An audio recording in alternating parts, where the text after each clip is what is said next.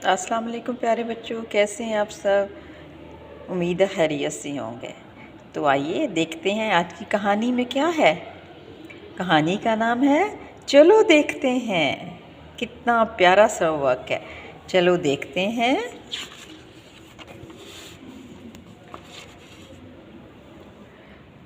चलो देखते हैं मछली को पानी में तैरते, पानी को मिट्टी पर बरसते, मिट्टी को फूल थामते, फूल को तितली से खेलते।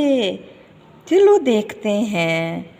ये देखें, तितली है, फूल है। चलो देखते हैं।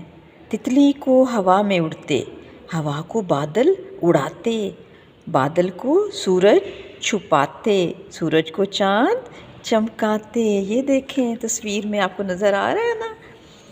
ओके, चलो देखते हैं।